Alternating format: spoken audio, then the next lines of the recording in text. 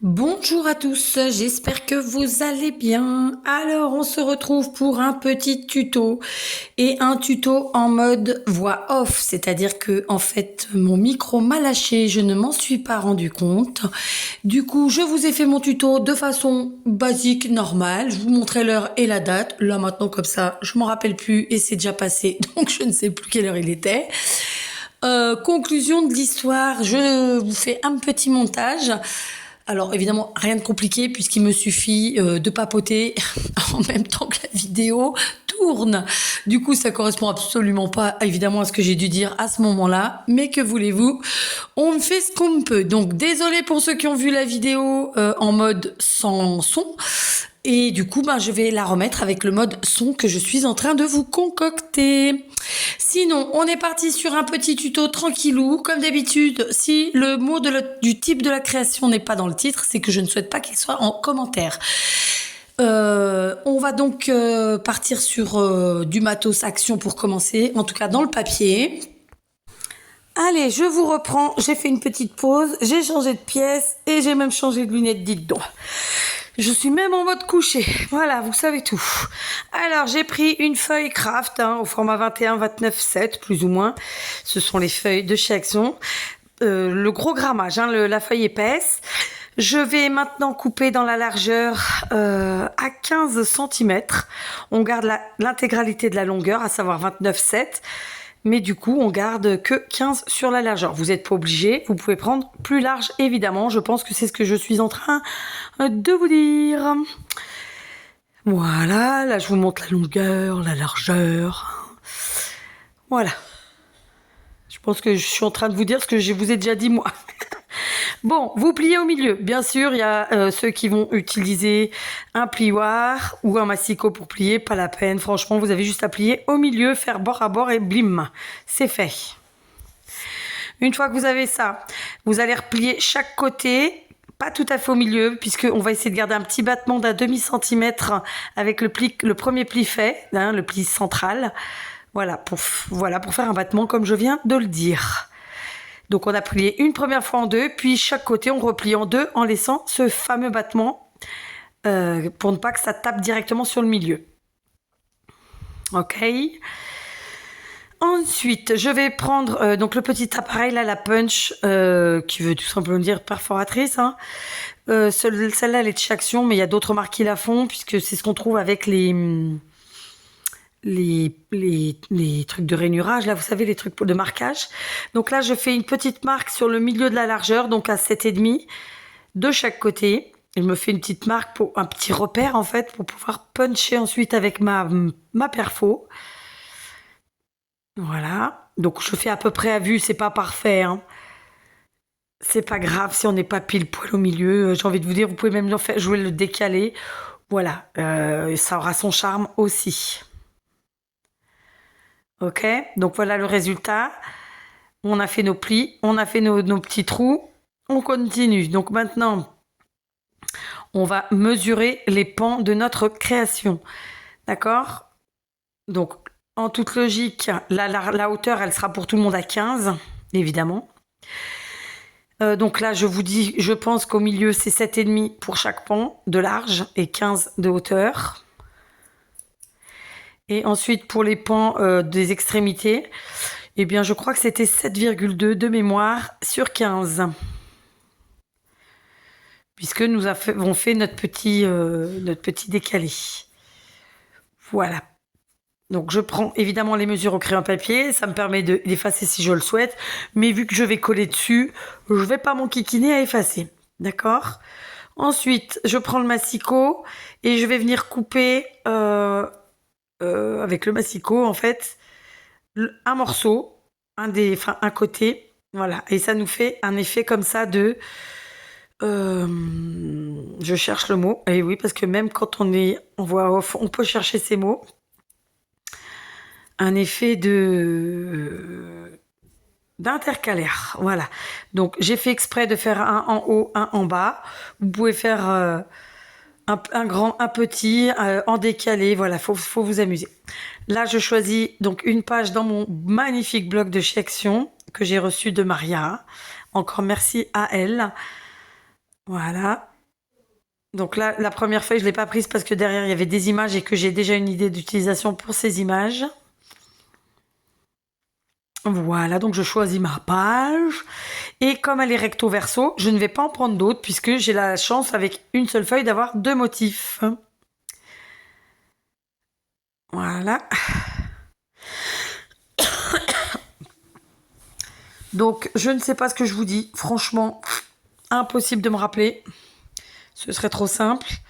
Donc très clairement, je vais découper des morceaux de papier avec un demi-centimètre de moins que les mesures faites.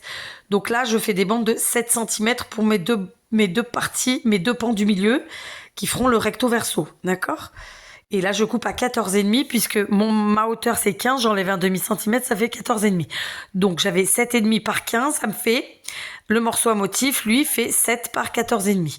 J'en ai besoin de 4 pour la partie centrale, pour avoir 2 rectos, 2 versos. J'espère que ça résonne pas trop, parce que pour dire la vérité, je suis dans ma chambre. Voilà. Voilà, j'ai donc découpé les morceaux. Maintenant, je vais passer aux extrémités. Et là, je vous explique qu'en fait, je garde pour mesure la plus large. Je ne prends pas en compte la partie la moins large. Je garde vraiment en compte la partie la plus large. De la même façon, je vais couper 4 morceaux. Bon, je viens de me faire livrer le café. Hein. Donc, vu que là, je vous ai pas en visu, enfin, en tout cas, vous m'avez pas en visu, parce que moi, je vous ai jamais, ça c'est sûr. Voilà, là, c'était le portillon de la chambre qui a fait gling-glong. Bref, donc je découpe. Je pense que la mesure c'était 7,2. J'ai dû découper à 6,8 par 14,5. J'ai enlevé que 4 mm sur les côtés. Donc j'ai fait ça 4 fois et ça fera évidemment les 2 extrémités recto et verso.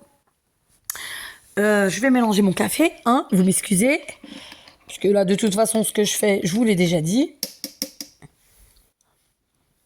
Ensuite, je vous explique probablement comment faire pour faire le même décroché qu'on a sur notre base, en fait. Donc, très simplement, je dépose le papier, je pose mon papier à motif légèrement en décalé. Je le situe bien par rapport, en fait, aux côtés. Comment vous dire les côtés, les courts côtés, quoi, hein, la largeur. Et je fais une petite marque pour être au même endroit pour le coup de perfo qu'il faut que je mette. Est-ce que vous comprenez ce que je veux dire? Je suis pas sûre, mais vous avez qu'à regarder l'image, ça devrait parler.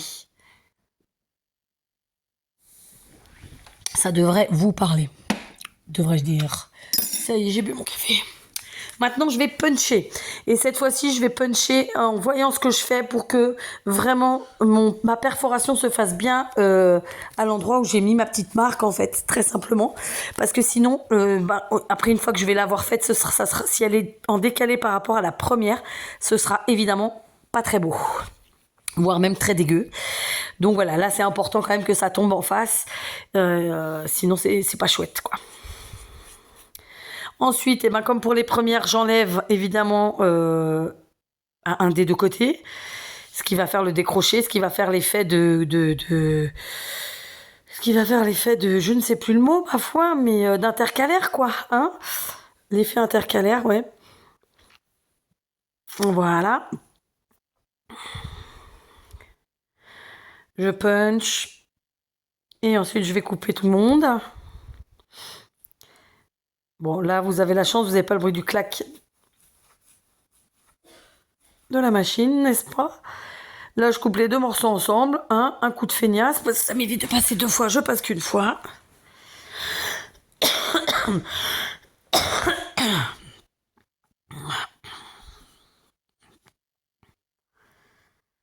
Voilà, donc évidemment, là, je vous montre et je me rassois.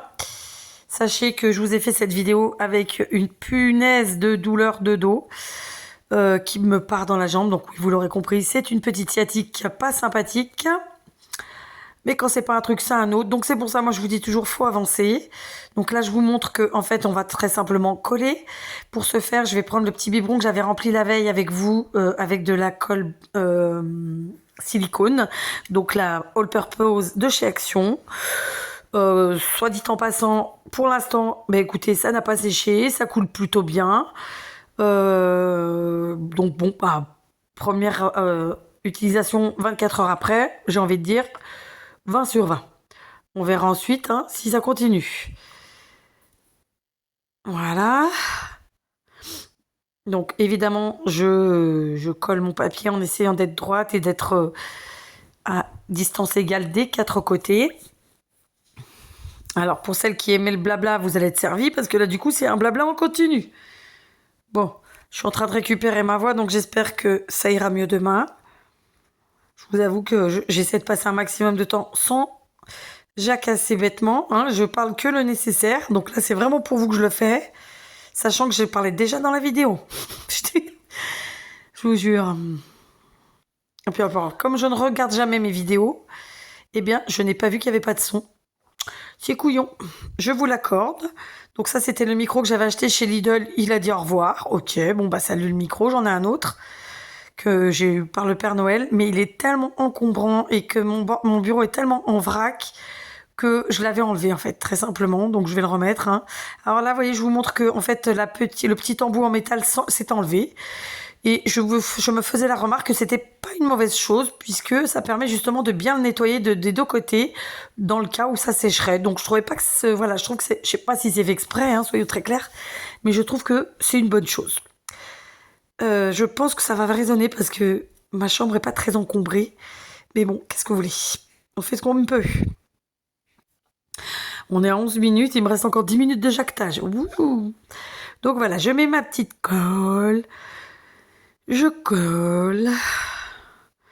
Alors, dites-moi tout. Qu'avez-vous fait de beau aujourd'hui, hein, au moment où vous regardez les vidéos?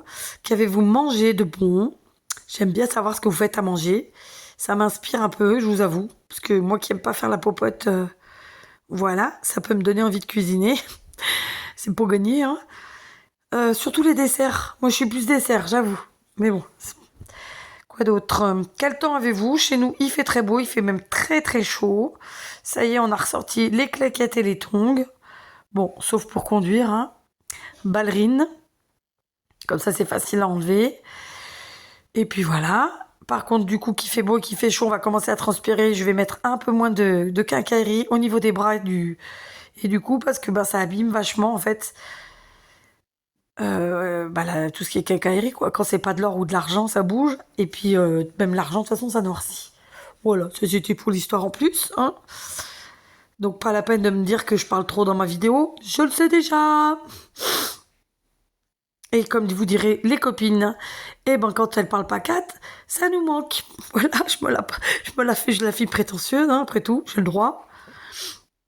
Donc là, je regarde en fait, j'étais en train de regarder si je jouais avec un côté et l'autre du papier ou pas. Et finalement, je suis restée sur le même motif pour un côté et puis ensuite l'autre motif pour l'autre côté. J'ai pas joué avec mes motifs. En fait, j'aime bien jouer avec mes motifs quand j'ai vraiment que des motifs différents ou disons au moins 3 ou 4 motifs différents. C'est pas le cas là. Donc voilà, donc je suis au recto de la créa, et ben c'est un motif, et au verso, et ben c'est l'autre. Du coup, on a utilisé les deux motifs du recto et verso de notre page, et notre créa, elle va être plutôt sympa. Voilà, donc c'est une création évidemment facile, rapide, tutti quanti. Là, avec vous, voyez, on l'aura en vidéo à peu près 23 minutes. Clairement, j'en ai fait une avant de faire la vidéo, ce qui fait que, du coup, voilà, j'en aurais fait 2. J'aurais passé un peu plus de temps que la vidéo dans mon atelier. Quoi d'autre? C'est une créa qui est pratique, utile, qui peut être utilisée de plusieurs façons. Et voilà, donc c'est vraiment le type de créa que j'aime faire. Voilà. Donc, je colle mes papiers. Je sais même pas si je vous parle au moment où je fais ça en vrai. Probablement, hein. Alors voilà. Là, c'est pareil, j'étais en train de me battre avec mon bout de plastique du bouchon, mais en fait, c'est pas la peine puisqu'il y a un petit bitonio pour fixer le bouchon quand on l'enlève, justement. Donc voilà.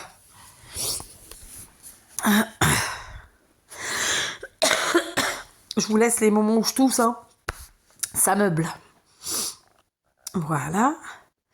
Donc j'ai volontairement scrappé avec ma All Purpose pour tester le biberon avec cette dite All Purpose, d'accord?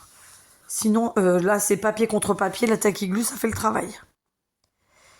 La tacky glue, ça fait moins le travail quand le papier est un peu plastifié ou bien qu'il est pailleté ou, vous voyez, qu'il n'est pas à l'état mat. Et oui, mat, pas brillant.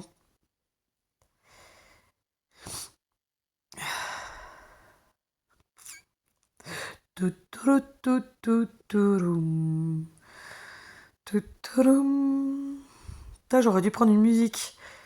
La prochaine fois, si j'ai un problème, je vous mets une musique, hein, parce que je vous avoue que c'est pas le truc le plus drôle à faire, ça.